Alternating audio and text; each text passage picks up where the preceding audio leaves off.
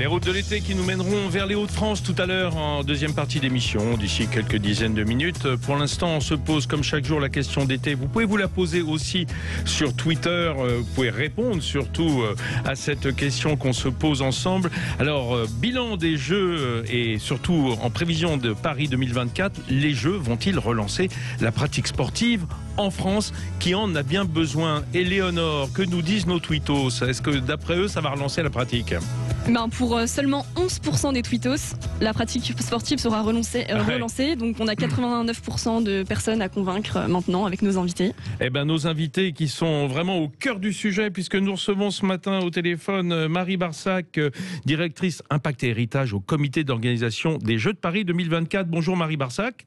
Bonjour. Merci d'être avec nous ce matin. En un mot, avant d'accueillir notre autre invité, qu'est-ce que c'est être directrice Impact et Héritage? Parce que ça, c'est un très beau terme, mais on ne sait pas ce que ça recouvre. Et en fait, c'est maximiser l'impact des Jeux pour notre pays, c'est-à-dire s'assurer qu'il y aura bien une suite après 2024, que le soufflet justement de la pratique sportive que vous évoquez, ne retombe pas, et que cette pratique sportive se déploie dans le temps. On a vu qu'avec les éditions précédentes des Jeux que ça n'arrivait pas, donc on va essayer de changer la donne. On est fort en France pour les souffler, mais pour les maintenir après, quand le temps est dépassé, pas facile. On va voir ça aussi avec Philippe Banin, un heureux homme, puisqu'il est président de la Fédération française de handball. Bonjour Philippe Banin. Bonjour les amis. Vous avez la banane, vous, depuis la fin des Jeux, j'ai l'impression. C'est récurrent, il faut l'avoir dans le sport comme ailleurs, dans la société française. Donc allez, on est positif. Oui, il faut dire que les équipes féminines et masculines ont remporté la médaille d'or. C'est une première dans ce sport, et même dans le sport co en général, ça n'arrive pas. Oui, ça arrive très rarement parce qu'il faut une conjonction de planètes incroyable pour arriver à ça. Oui. C'est des boulots de vie qui retombent au même moment, des trains qui se rejoignent, des choses, des miracles. Mais le miracle, un de nos partenaires a un slogan extraordinaire qui s'appelle Impossible is nothing. Ça veut rien tout, ça veut dire. Voilà.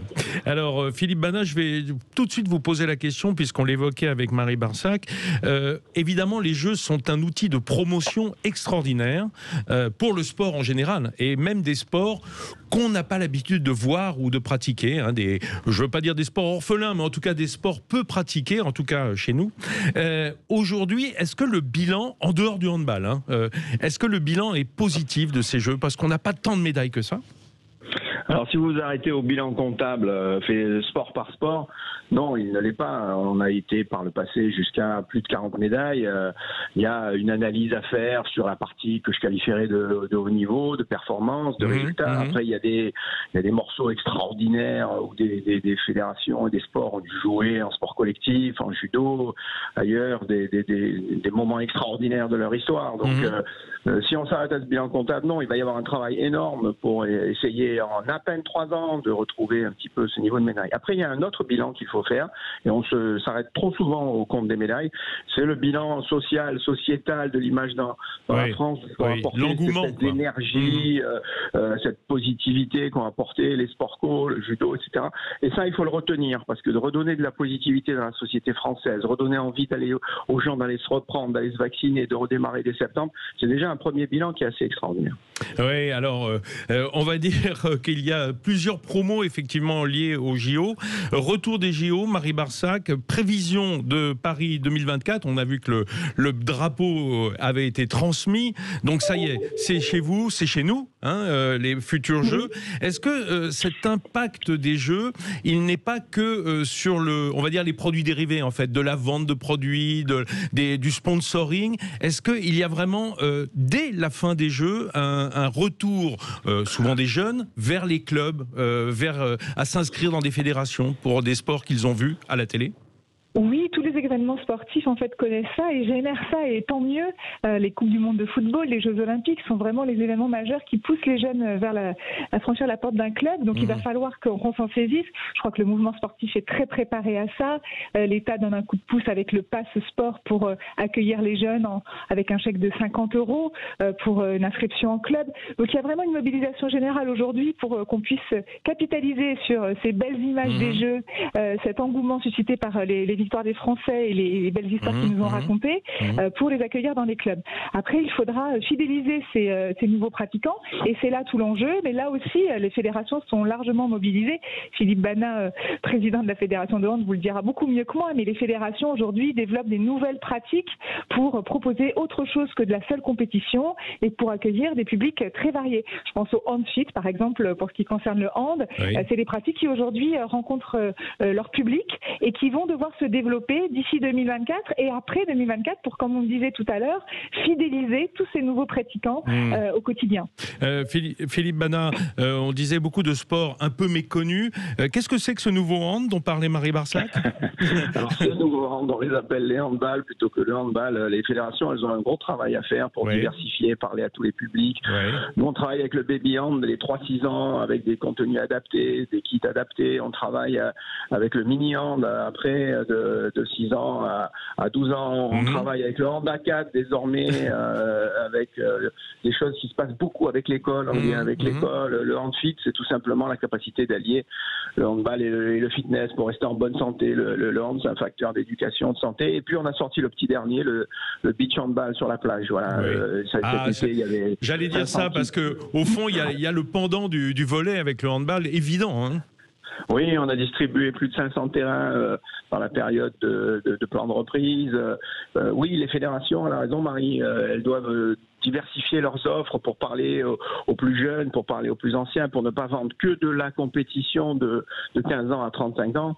Il faut vraiment qu'elles continuent ce travail formidable qu'elles ont déjà démarré. C'est un des enjeux majeurs pour faire revenir les gens, d'abord, ça c'est un premier objectif, et étendre à la pratique, qui est déjà à plus de 18 millions de licenciés.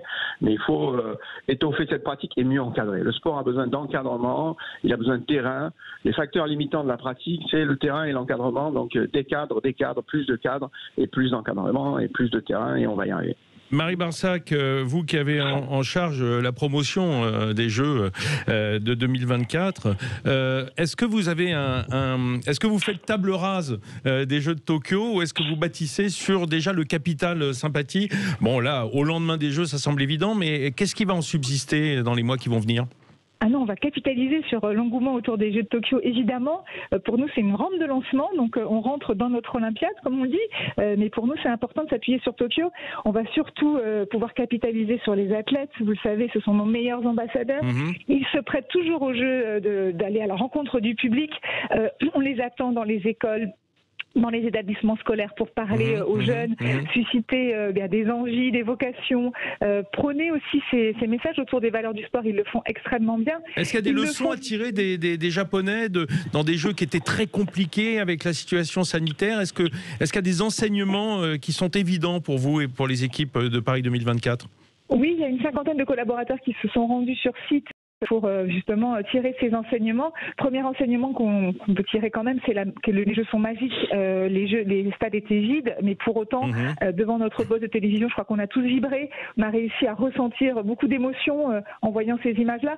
Donc pour nous, c'est extrêmement encourageant. Vous savez qu'on travaille évidemment dans une idée que la pandémie sera derrière nous et qu'on pourra accueillir évidemment tout le grand public étranger et français dans nos stades, mais on voit quand même qu'il y a une magie des jeux qui est inéluctable et sur lesquels il va falloir capitaliser. Donc nous, on est en train de préparer ça à la fois pour que ces jeux soient les plus ouverts possibles, pour qu'on laisse la pandémie derrière nous. On espère que dans 3 ans, tout ça sera bien lointain et que les jeux de Paris 2024 sont vraiment cet horizon pour nous retrouver à fêter ensemble des sports, des victoires et vivre des émotions. Ok, quelles sont les connexions avec les différentes fédérations? Parce qu'il y a un nombre de sports impressionnants aux Jeux Olympiques et c'est ce qui en fait aussi l'attrait, je disais, des sports parfois un peu méconnus et qu'on découvre à cette occasion. Quelles sont les relations de vos équipes avec les fédérations pour justement pousser à l'entendement? Parce que le but, c'est quand même d'obtenir plus de médailles et d'avoir plus d'athlètes français représentés dans les Jeux de Paris.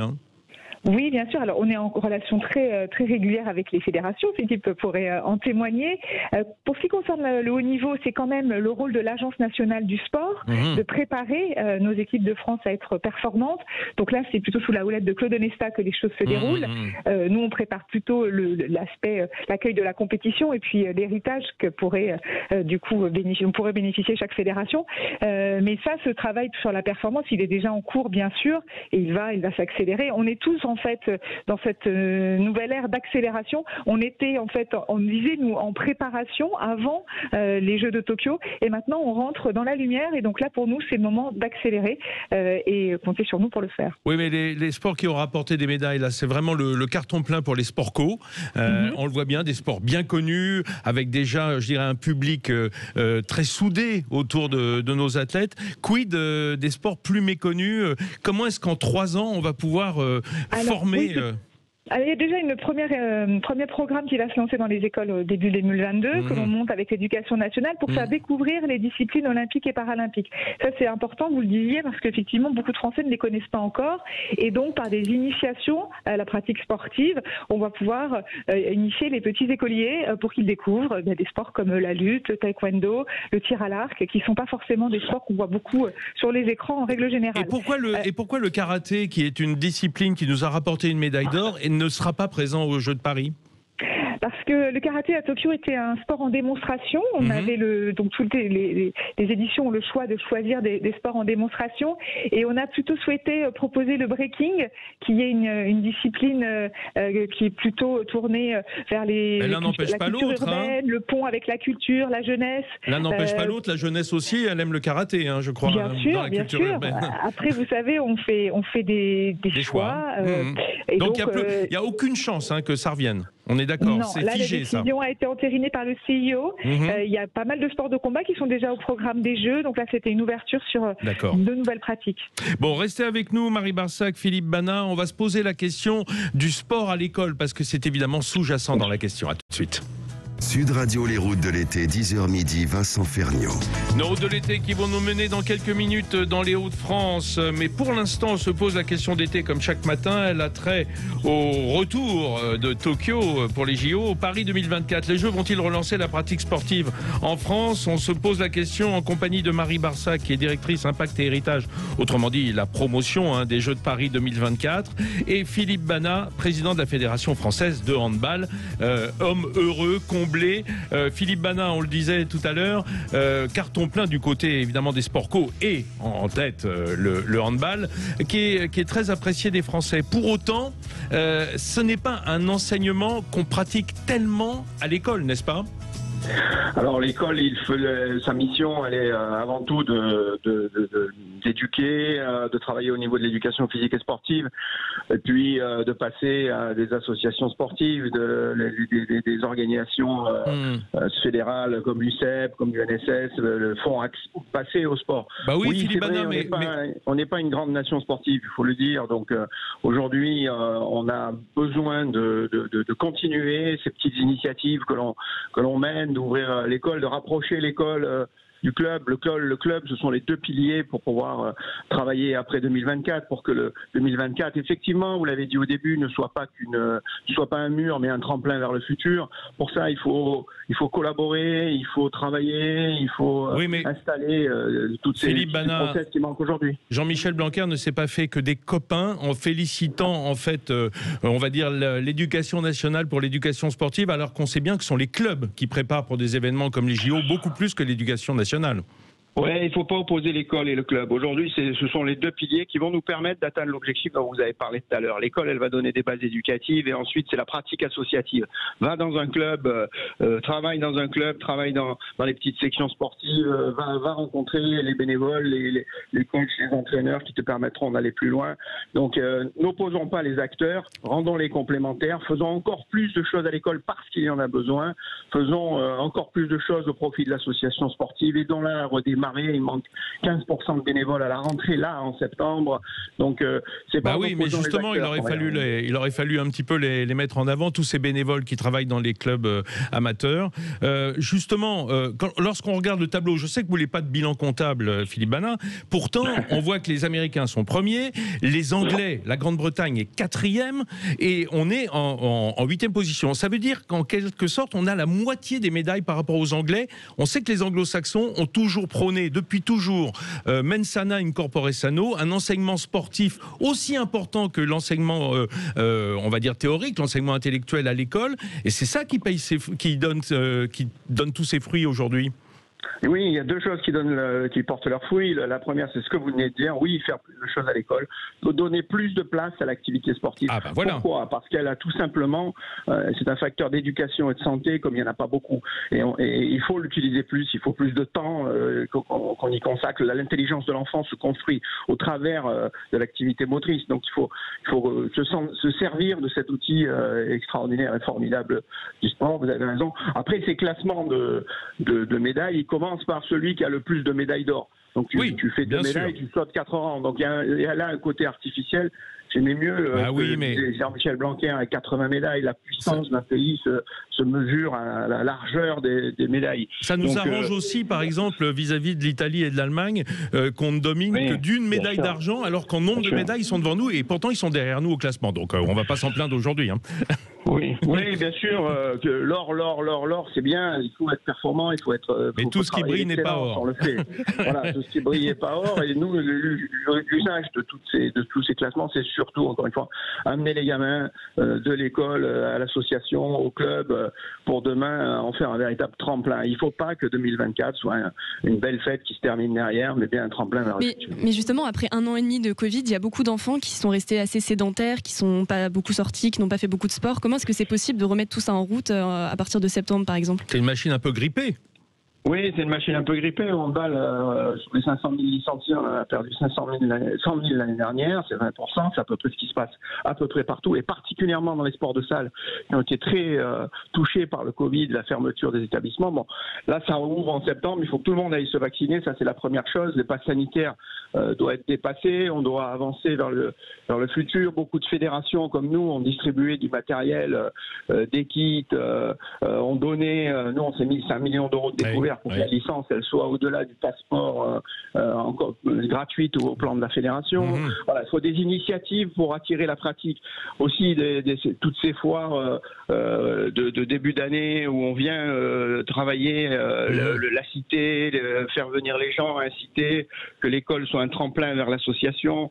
Oui, tout ça il faut le faire. Tout ça c'est le boulot des clubs. Il faut le faire rapidement. Ils sont au boulot là-dessus. On va vite avoir en septembre une radiographie post-Covid de ce qui se passe avec la pratique sportive.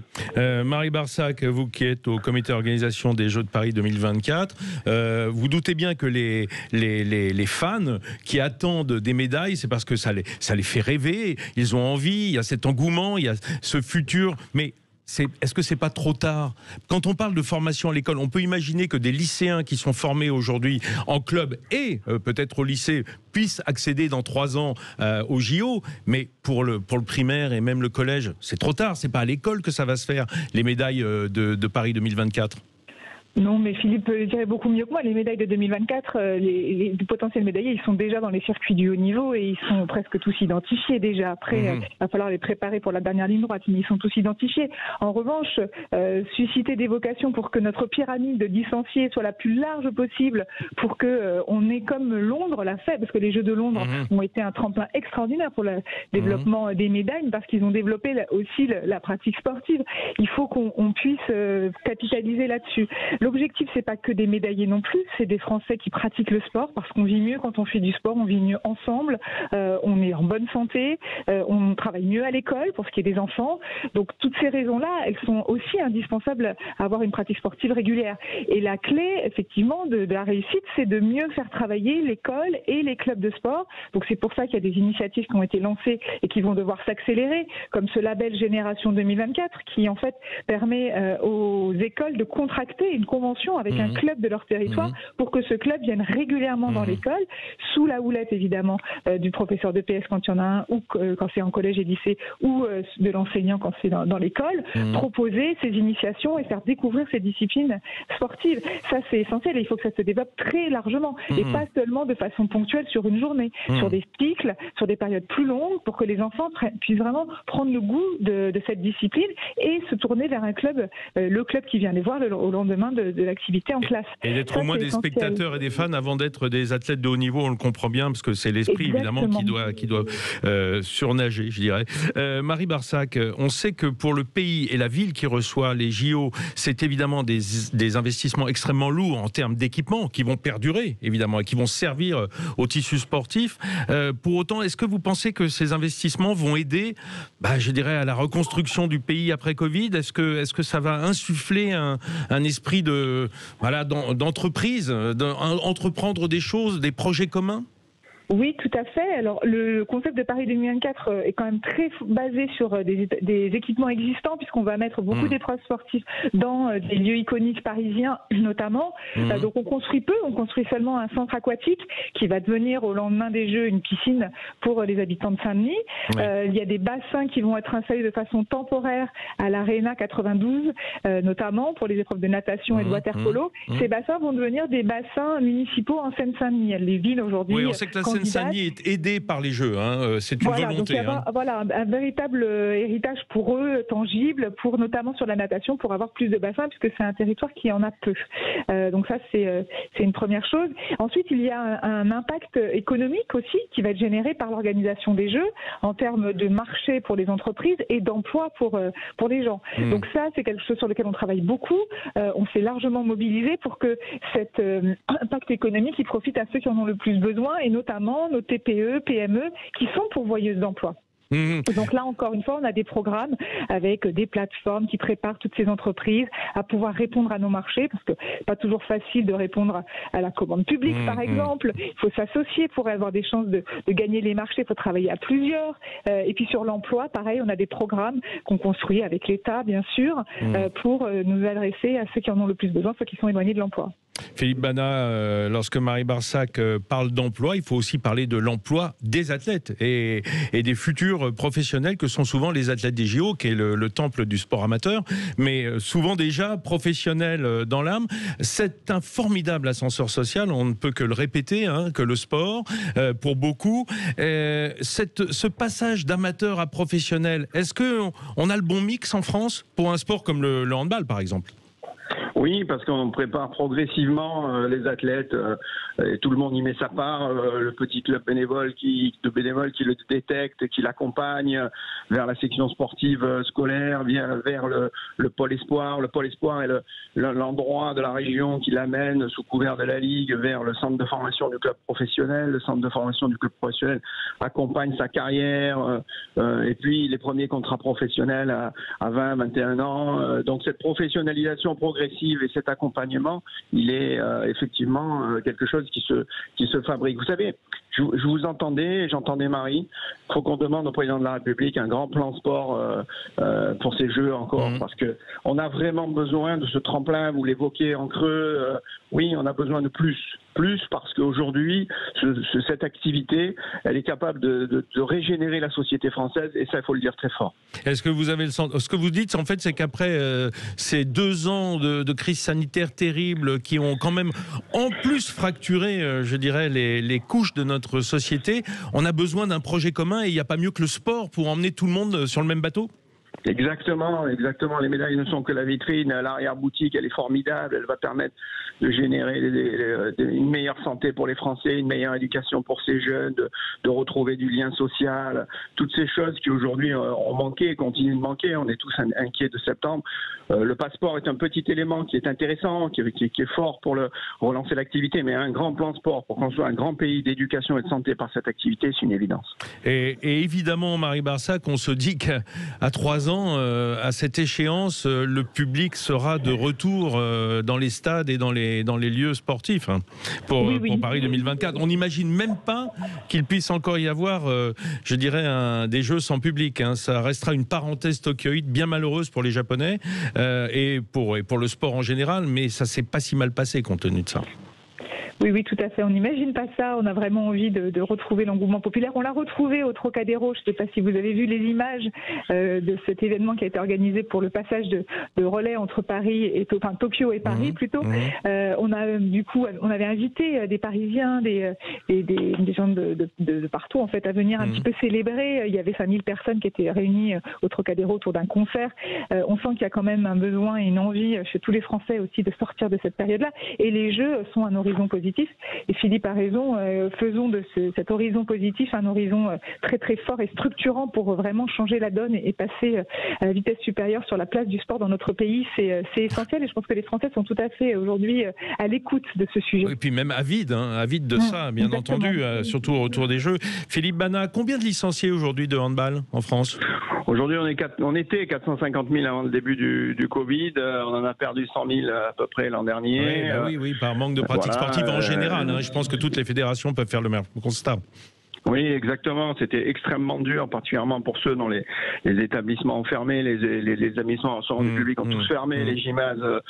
Et ça a duré 6 mois, 1 an. Qu'est-ce que vous y perdez ? Vous y perdez les bénévoles qui se désengagent. Vous y perdez les enfants qui font autre chose, qui se mettent devant les écrans. Il y a là aussi des méfaits que le sport doit combattre très rapidement. Et encore une fois, ce début de septembre, c'est vraiment pousser au fond de la piscine pour remonter, pour que tous les petits clubs retrouvent leur activité. C'est pas en ce moment. Mais une belle dynamique quand même. Vous imaginez bien que les garçons et les filles, forts de cette vision des médailles d'or en handball, vont se réinscrire en masse, non ? Oui, parce que traditionnellement, les Jeux Olympiques, ils se situent toujours en août par rapport au championnat du monde, championnat d'Europe. C'est 10% de licenciés en plus dans les fédérations. On a ressenti, Marie, elle a raison, au Trocadéro, avec toutes les équipes de Sportco, lorsqu'on y était ce lundi, une espèce de ferveur populaire, cette idée de donner du bonheur aux gens, de donner envie d'aller pratiquer. Les gens disaient on va venir. Puis l'envie de faire la fête, simplement l'envie de faire la fête post-Covid. De se retrouver, de faire un peu de lien social, d'aller jeter un ballon dans un but, de partager des bons moments. Vous savez, le sport, c'est pas que gagner, c'est partager du lien social, c'est éduquer, c'est être ensemble. La fameuse 3e mi-temps du rugby, qui est inégalable, mais qu'on veut voir partout. Et d'ailleurs, je pense que ça a été largement la pratique au JO de Tokyo pour toutes les équipes qui ont remporté des médailles et qui se sont retrouvées, surtout les sports par équipe ou co. Merci beaucoup Marie Barsac d'avoir été avec nous. Je rappelle que vous êtes au comité d'organisation des Jeux de Paris 2024. On vous souhaite un beau travail et on vous interrogera année après année sur l'avancée des travaux et sur l'esprit.